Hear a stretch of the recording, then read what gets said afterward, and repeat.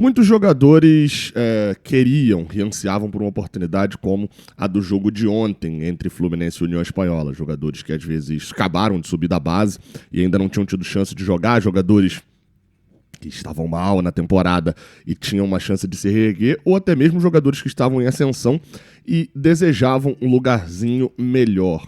Alguns aproveitaram, outros não. É isso que a gente vai falar aqui nesse vídeo. Eu sou Gabriel Amaral, sou jornalista, sou tricolor, e vamos falar um pouquinho sobre quem aproveitou e quem não aproveitou as chances que recebeu depois de Fluminense e União Espanhola 1-1 aqui no Chile. Deixa o like aqui embaixo, se inscreva aqui no canal e vamos simbora. Deixa eu só fazer um agradecimento aqui também do quão importante foi ter uma garrafinha da Gold Case aqui no Chile. Pra quem não sabe, aqui é seco pra caramba, cara. Mais seco do que Goiânia, Brasília, que também são cidades muito secas, né? E aqui, pô, é essencial, tá? Ter uma garrafinha térmica com água gelada o tempo todo enquanto você tá andando na rua é quase que item de sobrevivência. Tem isso lá na Gold Case, que é uma loja de capinhas de celular, de garrafas térmicas, copos térmicos de produtos licenciados do Fluminense. E aí, aproveita, tá? Porque a gente tá lá com desconto em dobro também, enfim, tem toda ali um cupom especial para você chamado Jornada, para você poder comprar produtos oficiais do Fluminense e de outros times também. Tem lá produtos relacionados a outros clubes, tem produtos relacionados a séries de TV e etc. Vai lá, tá? Capinha tem promoção, tá? Compra uma, ganha duas, e copo térmico, um monte de coisa. Aproveita, é o patrocinador aqui também do Raiz Tricolor, que faz produtos oficiais do Fluminense. Mas vamos lá, cara, vamos falar dos jogadores. A gente abre, acho que pensando ali no time, com quem ganhou moral, com o Renato Gaúcho, tá? Como eu falei, alguns jogadores entraram para esse jogo sabendo que precisavam mostrar serviço. Talvez não ganharão a titularidade, talvez continuarão sendo opção no banco, mas iam levantar o dedinho na hora que o Renato precisasse de alguém, o Renato sabia que poderia contar. Eu acho que um pouco disso é o Vitor Eudes. O Vitor Eudes fez pelo menos 2 ou 3 boas defesas no jogo. Foi um goleiro, na maior parte do tempo, muito seguro. Não foi tão ameaçado na bola aérea, né, na saída de gol e tal. Teve apenas um escanteio no jogo. Que, enfim, eu não sei como é que é a saída de bola até agora do Vitor Eudes de tão poucos jogos que ele jogou. É um goleiro que não é jovem, um goleiro com mais de 25 anos, que não chega a ter 20 partidas profissionais. Isso ainda me preocupa e vai me preocupar enquanto ele não tiver sequência. Teve gente que criticou a questão do gol, de que era um gol que teria sido uma falha dele. Eu acho que nenhum nem outro. Eu nem acho que foi falha dele, acho que o cara tava cara a cara com ele e bateu rápido de bico, foi muito mérito também do Arangues, o jogador do União Espanhola. Mas era uma bola defensável, um goleiro bom, um goleiro muito bom, talvez defenderia aquela bola, porque o chute não foi muito no canto, o chute passou por onde talvez a base, a mão dele talvez estaria. Então assim, não é uma falha, mas era um gol que talvez um Fábio tivesse pegado. E acho que essa é a boa definição do Vitor Eudes, cara. O Vitor Eudes é um goleiro ok, até a impressão que eu tenho dele até agora é que ele é um goleiro ok, e o jogo aqui contra o União Espanhola acho que mostrou isso. Não é um goleiro horroroso, e, enfim, que não tem a menor condição de jogar no Fluminense, mas eu não confiaria no Vitor Eudes a sucessão do Fábio, assim, 0% de chance isso até agora pra mim. O Fluminense precisa ir ao mercado. Dizem que o Léo Jardim vai ficar sem contrato no Vasco, né? Enfim, né? Vamos ficar de olho nisso, mas precisaria ir buscar. E o Vitor Eudes, para jogar 5, 6 partidas no ano, não é um problemão. O problema de goleiro reserva é que uma hora o goleiro titular se machucar, ele vira o titular, né? Então, enfim, acho que o Vitor Eudes compondo ali com um goleiro que tem um físico invejável como o Fábio ainda não ameaça. Mas titular, eu acho que, enfim, mas no final das contas, acho que ganhou alguns pontos como goleiro reserva, até porque jogou. Outro que ganhou pontos, também desses que talvez precisava ali também de um pouquinho mais de moral, era o Nonato. O Nonato vem em franca ascensão com o Renato Gaúcho, tá? Na zona mista é interessante porque o Nonato chega a falar que estava trabalhando, aguardando oportunidade, respeita as decisões dos treinadores, falando ali claramente da decisão do próprio Mano Menezes de praticamente não colocá-lo para jogar. Se você pega os jogos do Nonato nessa temporada, sob o comando do Mano Menezes, ele jogou contra Volta Redonda, Maricá, Madureira, jogos que o Fluminense colocou o time alternativo em campo. Contra o Maricá até já tinha um ou outro titular que estavam voltando de férias um pouco mais cedo. Então esses nem dá para contar. com o time principal do Fluminense. Ainda teve o jogo contra o Nova Iguaçu também, a vitória por 2-0, que jogou o time titular e o Nonato entrou faltando 10 minutos para acabar o jogo. Da mesma forma contra o Águia de Marabá, entrou faltando só 15 minutinhos. Contra o Caxias entrou faltando 7 minutinhos. No time reserva em Volta Redonda, ele foi reserva do time, ou seja, já era considerada a terceira opção naquela semifinal, jogou só 18 minutinhos. Então assim, somando tudo que ele jogou com o Mano Menezes, não chega perto das oportunidades que ele veio tendo com o Renato. Desde que o Renato assumiu, ele foi banco contra o Red Bull, foi banco contra o Corinthians, mas entrou no intervalo do jogo. Foi banco contra o Vitória e entrou na reta final do jogo. E foi titular agora no time reserva contra a União Espanhola. Não é ainda aquela chance, mas o olhar sobre o Nonato e a boa partida que ele fez, não foi só o gol, não. O Chico Nonato foi muito bem. O Nonato roubou bola no meio de campo. O Nonato controlou o meio de campo do Fluminense em vários momentos. Acho que talvez se mostre como um jogador para ser essa terceira perna de volante quando o Fluminense precisar jogar sem um meio-campista. Talvez seja mais interessante o Fluminense montar um esquema que tenha, seja Bernal ou Hércules, mas Martinelli e Nonato, ao invés de colocar o Lima por ali. Acho que o Lima vai aparecer aqui, inclusive, já nesse vídeo, falando sobre ponta. Então, acho que o Nonato foi quem ganhou muitos pontos com o Renato, e o gol coroa uma atuação que já era muito boa.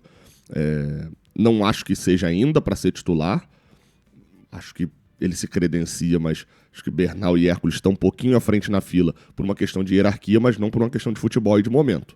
Vamos ver como é que o Renato vai lidar com isso. Provavelmente no sábado ele ainda não deve ser titular, até porque jogou aqui no meio de semana.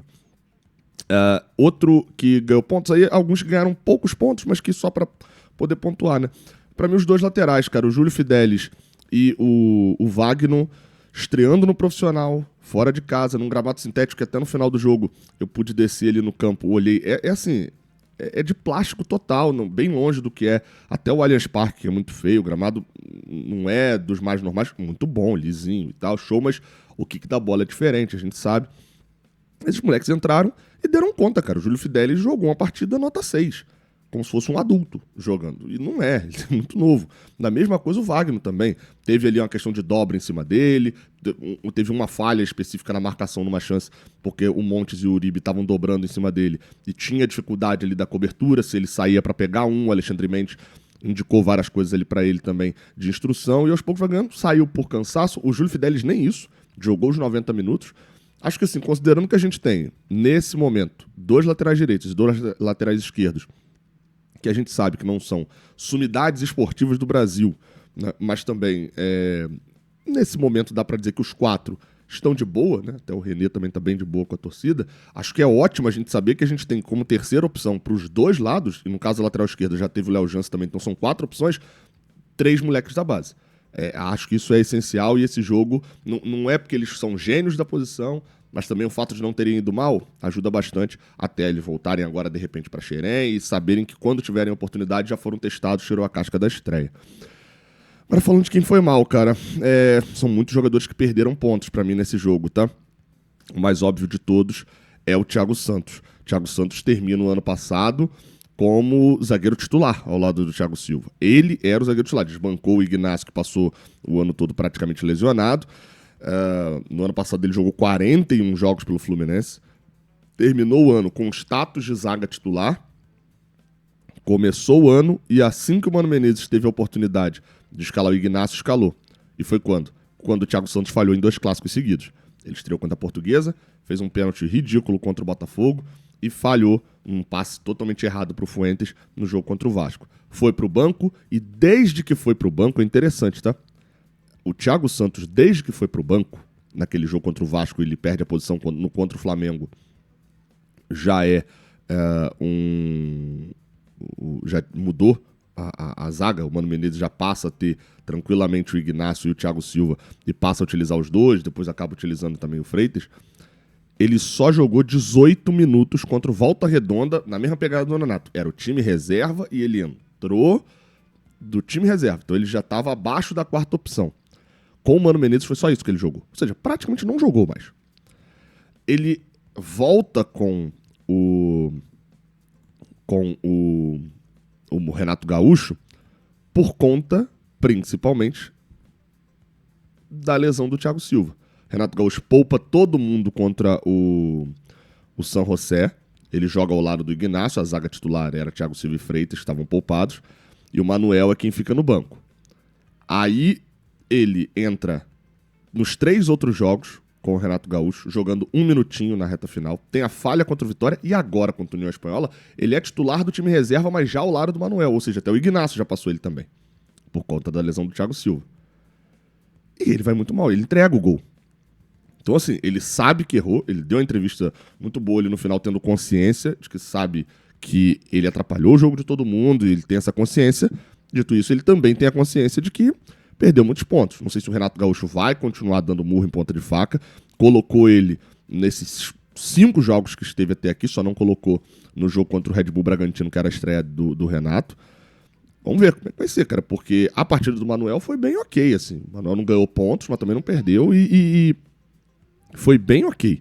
Então, acho que é bom ficar de olho nesse ponto, porque o Thiago Santos perdeu muita moral. Outro que perdeu muita moral, e agora eu vou passar por outros aqui que são meio óbvios. Lescano.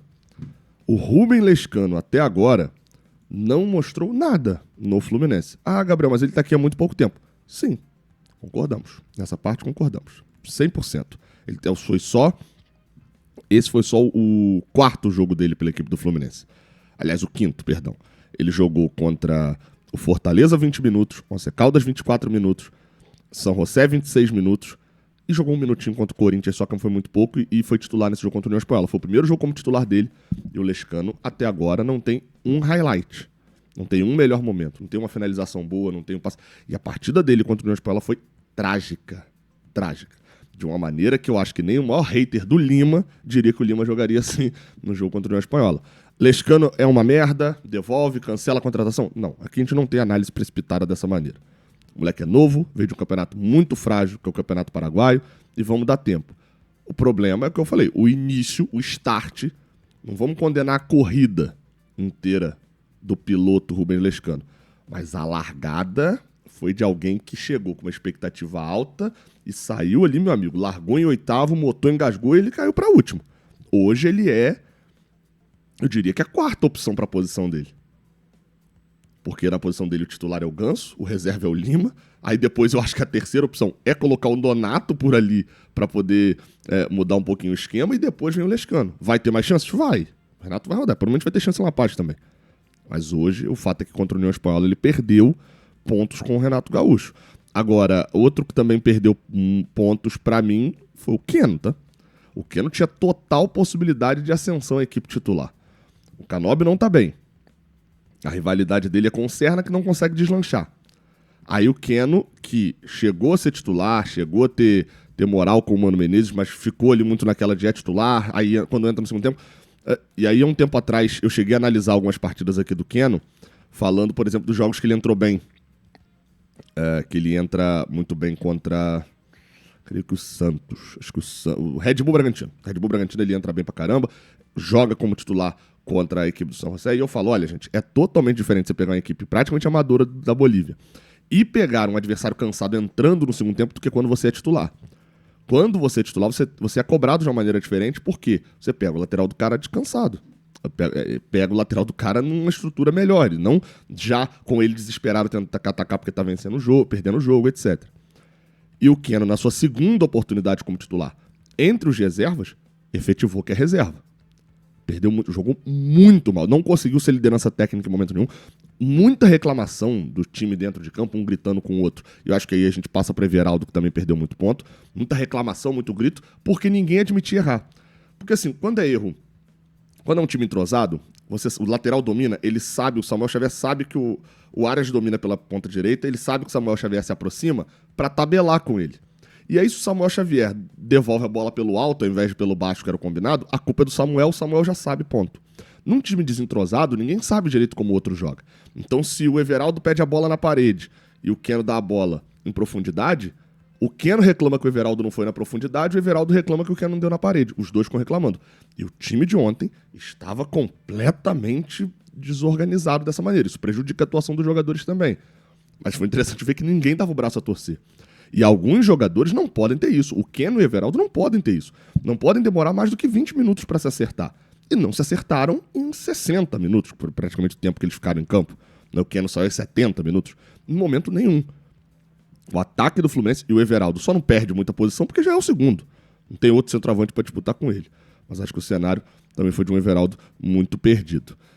Acho que esses são os principais. Tá? Obviamente tiveram outros jogadores, como eu falei, alguns não ganharam pontos. Né? Para mim o Bernal fez uma boa partida, mas era dentro do que se esperava, então não perde, não ganha. Enfim, o Manuel a mesma coisa e também um pouco dos que entraram. Tamo junto, até a próxima. Valeu!